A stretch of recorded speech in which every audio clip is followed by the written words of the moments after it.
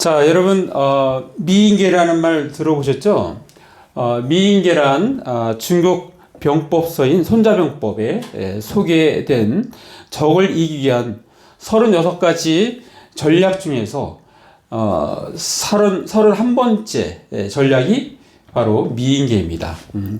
소설 36개, 30일 미인계라는 그 책에서 미인계는 36개 중 가장 유명한 계략이다.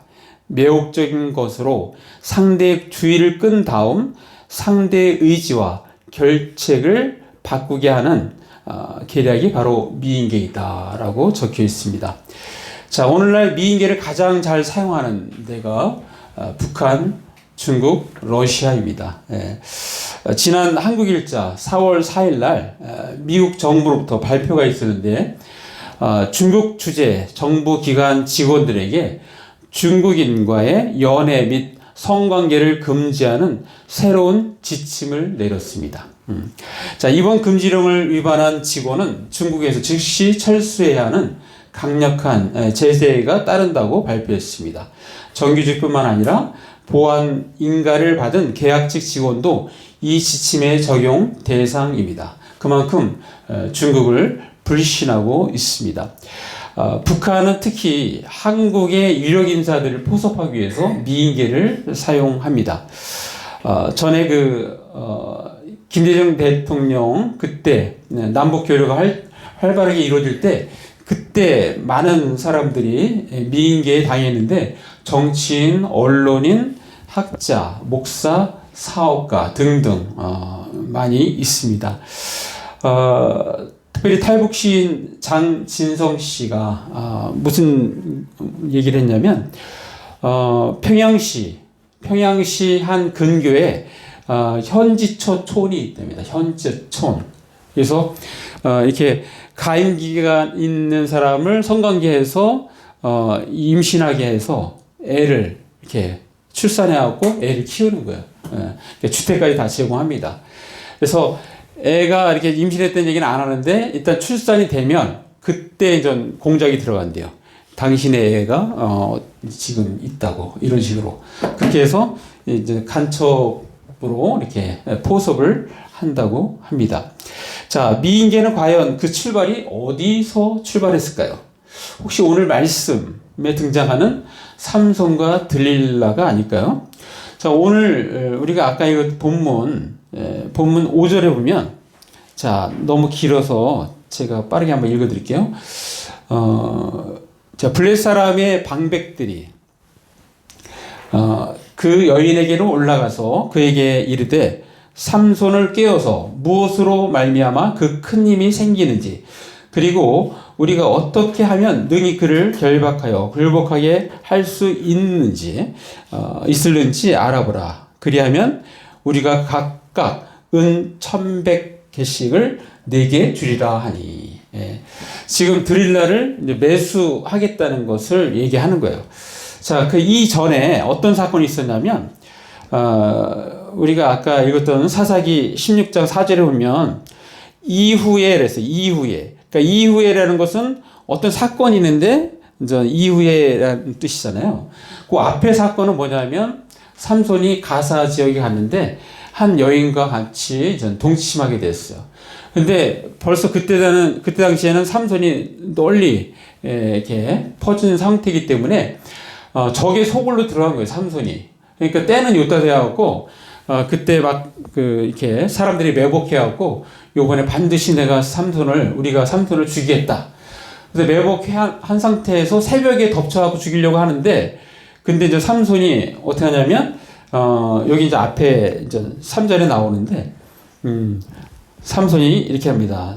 사사기 16장 3절에 삼손이 밤중까지 누워있다가 그 밤중에 일어나 성 문짝들과 두 문설주와 문빗장을 빼어 가지고 그것을 모두 어깨에 메고 헤브론 앞산 꼭대기로 가니라 라고 적혀 있어요. 자, 이 사건은 보면 가사에서 헤브론까지의 거리를 보면 약 60km입니다. 60km. 자, 60km에 어떻게 했다고요? 성 문짝들과 그리고 두 문설주, 문빗장을 그것을 메고 거기까지 갔다는 거예요. 메고. 이거는 뭐 도저히 인간으로서는 할 수 없는 그런 힘인 거예요. 그러니까 그 사건을 통해서 사람들은 와, 저 힘이 어디서 나오느냐. 저 힘이 너무너무 궁금한 거예요. 예. 자, 그래서 그런 상황에서 어떻게 하면 저 사람의 그 힘이 어디서 나오는지를 알고 어떻게 하면 그 힘이 없어지는지를 알아야 되겠다. 그런데 그런 상황에서 삼손이 들릴라를 사랑한다는 그 소식을 들은 거예요. 자, 이제는 방백들이 나왔습니다. 방백들. 방백들이라는 것은 그 지역의 유지입니다. 유지. 지도자들이에요. 자, 방백들이 나서서 그것도 한 사람도 아니고 방백들이 각각 내가 만약에 당신이 이 사실을 알아내면 그러면 1100을 주겠다. 세계일 때 1100개씩을 주겠다. 그렇게 약속을 하는 장면이 오늘 본문 장면입니다. 자, 블레셋 입장에서는 어떻게 하든지 자신들의 그 상처, 자존심을 회복하려면 어떻게 하든지 삼손을 제압해야 하는데 그것을 도대체 어떻게 할까 고민하다가 바로 들릴라라는 그런 여인을 사랑한다는 소식을 듣고 그 사람을 통해서 소위 말해서 미인계를 써서 돈으로 들릴라를 매수해서 그 힘, 어떻게 그 힘이 나타나고 또 어떻게 해야지 그것을 제압할 수 있는지를 그렇게 시도를 합니다. 자, 재물에 눈이 먼 들릴라는 자신을 뜨겁게 사랑하는 삼손을 집요하게 괴롭히며 결국 그 비밀을 알아냅니다. 자, 들릴라는 사랑을 이용해서 자기 욕심만을 채우고 자신을 사랑했던 삼손을 파멸로 이끕니다. 그리고 삼손은 하나님이 떠난 상태에서 비참함에 이르게 됩니다. 그리고 그토록 아름다운 여성을 탐했던 눈이 뽑히는 그러한 고통을 받습니다. 정욕에 취한 대가는 너무나 가혹합니다. 자, 사사기 16장 21절에 제가 읽어드렸습니다. 블레셋 사람들이 그를 붙잡아 그의 눈을 빼고 끌고 가사에 내려가 놋줄로 매고 그에게 옥에서 맷들을 돌리게 하였더라. 너무너무 비참한 그러한 상황에 처하게 되었습니다. 자, 오늘 본문에 우리가 눈여겨볼 메인 그 문장은 바로 4절입니다. 4절. 자, 우리 4절 다시 한번 읽습니다. 시작. 이후에 삼손이 소래 골짜기에 들릴라라 이름하는 여인을 사랑하매. 예.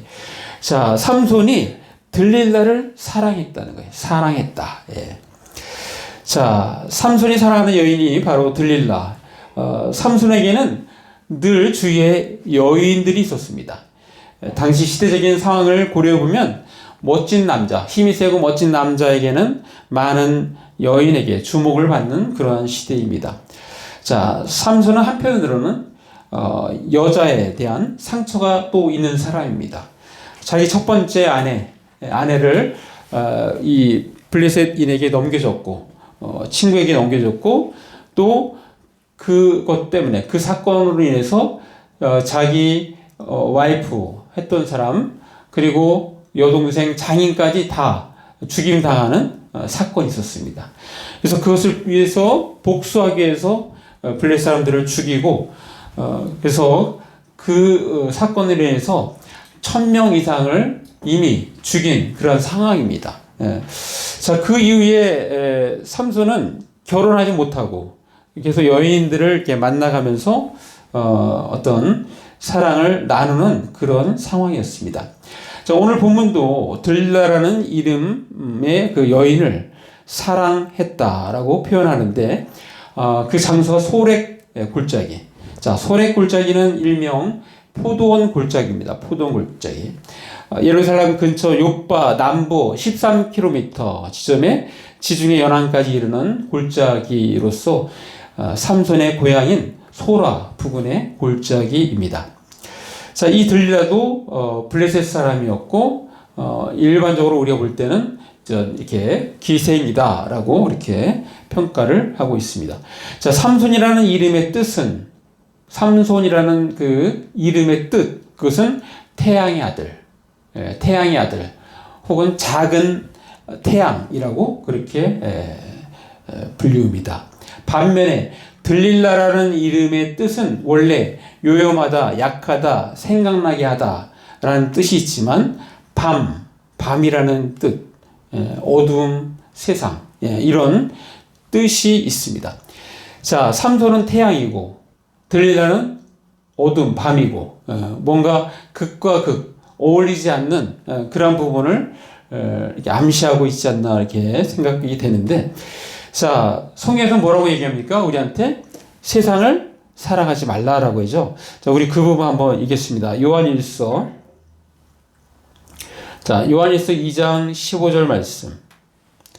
자, 우리 한번 같이 읽습니다. 시작. 이 세상이나 세상에 있는 것들을 사랑하지 말라. 누구든지 세상을 사랑하면 아버지의 사랑이 그 안에 있지 아니하니. 자, 세상을 사랑하지 말라. 세상은 세상에는 아버지의 사랑이 그 안에 있지 않다는 거예요. 그러면 세상은 뭘로 되어 있느냐? 그게 이제 16절에 그 특징이 나옵니다. 자, 요한일서 2장 16절 같이 읽습니다. 시작. 이는 세상에 있는 모든 것이 육신의 정욕과 안목의 정욕과 이생의 사랑이니 다 아버지께로부터 온 것이 아니요 세상으로부터 온 것이라. 자, 그래서 성경은 세상을 사랑하지 말라라고 말씀합니다. 자, 세상을 사랑하게 되면 자, 어떤 일이 벌어질까요? 자, 궁극적으로는 주님을 떠나게 됩니다. 또 교회를 떠나게 됩니다. 제가 대표적으로 한 말씀 읽어드리겠습니다. 디모데후서 4장 10절 말씀. 대만은 이 세상을 사랑하여 나를 버리고, 여기서 나를 버렸다는 것은 사도 바울을 버렸다는 거예요. 나를 버리고 데살로니가로 갔고, 그레스게는 갈라디아로, 디도는 달마디아로 갔고. 이 세 사람의 특징은 뭐예요? 세상을 사랑해서 나를 떠났다. 사도 바울을 떠났다는 얘기는 주님을 떠났다는 얘기와 같은 말이죠.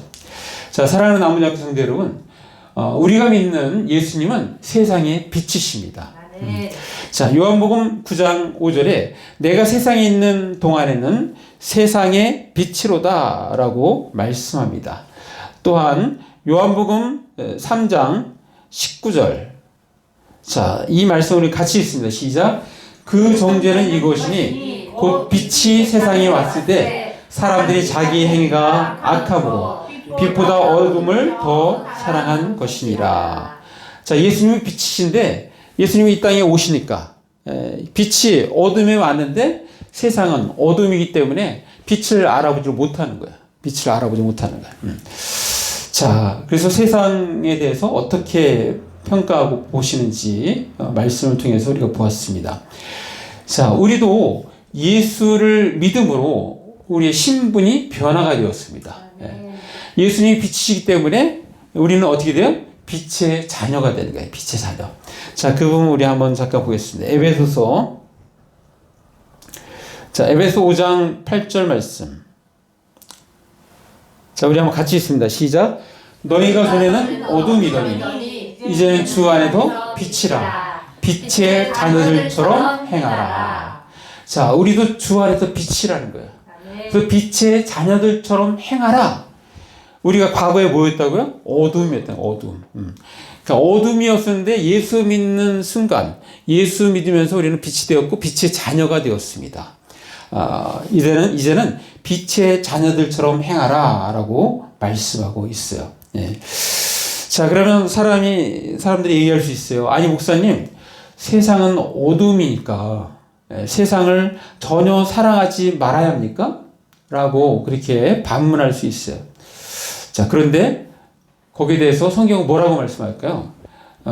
우리가 믿는 하나님께서는 우리에게 세상을 사랑하는 방법을 우리에게 말씀해 주시는데, 자, 그 부분을 우리가 잘 알지만 한번 보겠습니다. 요한복음 3장 16절 말씀. 자, 우리 같이 읽습니다. 시작. 하나님이 세상을 이처럼 사랑하사 독생자를 주셨으니 이는 그를 믿는 자마다 멸망하지 않고 영생을 얻게 하려 하심이라. 자, 하나님이 세상을 이처럼 사랑하사. 하나님이 세상을 사랑하시기 때문에 예수님을 보내주셨다는 거예요. 예, 사랑해 줬기 때문에. 자, 그래서 세상을 사랑하는 것은 세상 사람들을 구원할 대상으로서 사랑한다는 것입니다. 예. 자, 구원할 대상을 사랑해야 하는 것입니다. 하나님 백성으로 만들 대상을 사랑해야 합니다. 죄의 속박으로부터 해방시킬 대상을 사랑해야 한다는 것입니다. 다시 말하면 세상의 불신자들이 복음을 듣고 믿게 하여 그들이 멸망하지 않고 영생을 얻도록 돕는 일로 세상을 사랑하는 것이 바로 우리들의 모습이라는 것입니다. 자, 우리는 지금 하나님을 사랑하는 길만이 우리가 사는 최상의 길입니다 라는 제목의 설교를 듣고 있습니다. 자, 오늘 말씀을 근거로 해서 우리의 삶에 적용하여서 세 가지를 제안합니다. 첫 번째는 육신의 정욕을 이겨야 합니다. 예. 자, 정욕을 다스리고 이성을 활성화시켜야 합니다. 예. 자, 이성을 활성화시키면 거기서 빠져나올 수 있어요. 또 영으로서 몸의 행실을 죽여야 합니다. 성령 충만을 날마다 구해야 합니다. 자, 로마서 8장 13절 제가 읽어드리겠습니다. 너희가 육신대로 살면 반드시 죽을 것이로되 영으로서 몸의 행실을 죽이면 살리니. 예. 자, 육신대로 살면 반드시 죽는데요. 예. 영으로서 몸의 행실을 죽이면 살 것이다 라고 우리에게 말씀해 주고 있습니다. 자, 두 번째는 자신의 정체성을 분명히 알고 빛의 자녀로서의 삶을 살아가는 것입니다. 예. 자, 탈보 신학교에서는 실천 신학부 교수와 학장을 지낸 바 있는 닐 앤더슨 씨가 내가 누구인지 이제 알았습니다 라는 책을 썼는데, 그 책에서 진정한 영적 성숙과 승리는 그리스도 안에 있는 우리 신분을 아는 데부터 시작된다 라고 적혀 있어요. 자, 그러면서 이렇게 이야기합니다. 당신은 때때로 죄 짓는 성자다. 자, 성자는 성자인데 아직 세상 가운데 있으니까 우리 죄 짓는 성자예요. 자, 이 진리를 기억하라. 당신의 행동에 따라 당신의 신분이 결정되는 것이 아니라 당신의 신분에 따라 당신의 행동이 달라지는 것이다. 내가 뭐 착한 일을 많이 하고 선한 일을 많이 해서 내가 크리스찬입니다 라는 게 아니고, 나는 이미 크리스찬이 되었고 빛이 되었고 빛의 자녀가 되었다는 거야. 이미 신분의 변화가 되었다는 거야. 그 변화된 그 상태에서 우리의 행동이 달라지는 것이 바로 우리의 정체성이라는 것입니다. 우리의 모습이라는 거예요. 자, 그래서 아까 우리가 다시 돌아가서 에베소 5장 8절에 너희가 전에는 어둠이더니 이제는 주 안에서 빛이라, 빛의 자녀들처럼 행하라 라고 말씀하고 있습니다. 자, 그러면서 빛의 자녀들이 어떻게 행하는지를 그 다음 절 한번 우리 잠깐 보겠습니다. 에베소 5장 자 9절 말씀. 자, 9절 10절을 한번 같이 읽습니다. 자, 9절 10절 시작. 빛의 열매는 모든 착함과 의로움과 진실함에 있느니라. 주를 기쁘시게 할 것이 무엇인가 시험하여 보라. 예. 자, 우리는 빛의 자녀로서 자연스럽게 우리의 삶의 모습에는 착함, 의로움, 진실함 이것이 나타난다는 거예요. 또 주를 기쁘시게 할 것이 무엇인지를 우리가 생각해서 그 일을 우리가 해야 한다는 것입니다. 자, 이렇게 되면 어떻게 되겠습니까? 현세에 우리는 행복한 삶을 살게 됩니다. 의미 있는 삶을 살게 됩니다. 가치 있는 삶을 살게 됩니다. 보람 있는 삶을 살게 됩니다. 그리고 내세에는 영생을 얻습니다. 그리고 하나님으로부터 칭찬을 받습니다. 사랑하고 충성된 종아라는 칭찬을 받습니다. 자, 하나님을 사랑하는 길만이 우리가 사는 최상의 길입니다. 자, 그렇다면 어떻게 해야 할까요? 마지막 세 번째는 하나님을 사랑하는 일에 더욱 힘쓰는 것입니다. 예. 하나님을 사랑하는 일에 더욱 힘쓰는 거예요. 자, 하나님을 사랑하는 사람은 만모니즘의 삶에 휘둘리지 않습니다. 물질이 주인된 삶에 휘둘리지 않는다는 거예요. 하나님을 사랑하는 사람은 겸손, 사랑, 의로움, 거룩함, 그리고 섬김, 이웃사랑을 하게 됩니다. 하나님을 사랑하는 사람들은 말씀 생활, 기도 생활, 복음 전파하기, 예수님의 성품 본받기, 하나님께서 기뻐하신 일을 하는 그러한 사람들이 되는 것입니다. 하나님을 사랑하는 사람들은 남들에게 보이기 위한 가시적인 삶이 아니라 하나님 앞에서 호람대로 성실하게 살아가는 것입니다. 위선이 없는 삶, 가식이 없는 그런 진실한 삶을 살아가게 되는 것입니다. 자, 아까 내가 누구인지 이제 알았습니다 라는 책에 또 우리 영섭에게 해당될 수 있는 말이 있는데 제가 한번 읽어드리겠습니다. 영섭이뿐만 아니라 우리 다 해당됩니다. 그렇게 들어야 돼요. 근데 영섭이에게 특별히 이렇게 적용할 수 있는 부분인데, 당신이 자신의 목표를 하나님의 목표에 맞추고 자신의 소원을 하나님의 소원에 맞출 때 인생에서 많은 분노와 염려, 우울증이 사라지게 될 것이다. 네. 자, 우리 영섭이의 삶의 목표를 하나님께 맞추는 거예요. 또 삶의 목적, 자신의 소원을 하나님의 소원에 맞추면 우리가 받는 분노, 스트레스, 또 염려, 우울증, 이것이 사라진다는 거예요. 예. 그래서 자, 그렇게 우리 모두가 다 맞춰서 모두가 다 건강한 삶을 사시기를 간절히 바랍니다. 자, 마무리합니다. 오늘 우리가 사는 세상에서 최상으로 사는 길은 오직 나를 위하여 목숨을 내어주신 예수님을 사랑하고 그분과 함께 동행하는 삶을 사는 것입니다. 세상이 아닌 하나님을 사랑하는 길만이 우리가 사는 최상의 길인 것입니다. 자, 그러기 위해서 육신의 정욕을 이겨야 합니다. 그리고 자신의 정체성을 분명히 알고 빛의 자녀로서의 삶을 살아가는 것입니다.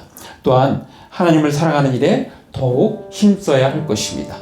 우리 모두 세상이 아닌 하나님을 사랑함으로써 이 땅의 최상의 길로 살아가는 저와 여러분 되시길 간절히 바랍니다. 네, 기도하겠습니다. 말씀하시면서 잠깐 1, 2분 우리 기도로 나아갑니다. 아버지 하나님 감사합니다. 오늘도 우리에게 말씀 주시니 감사합니다. 하나님 그렇습니다. 하나님, 아버지 하나님, 우리는 이미 빛의 자녀입니다. 자녀로서의 삶을 살아갈 수 있도록 주님 도와주옵소서. 내가 무엇인가 노력해서 하나님 아버지 크리스찬이라는 그런 소리를 들으려고 하는 것이 아니라 이미 우리는 빛의 자녀이기 때문에 아버지 우리의 삶에 자연스럽게 그런 빛의 열매들이 나타날 수 있도록 하나님 도와주옵소서. 아버지 하나님을 사랑하는 길만이 우리가 사는 최상의 길임을 우리가 명심하며 살아갈 수 있도록 하나님 도와주옵소서. 아버지 하나님 감사합니다.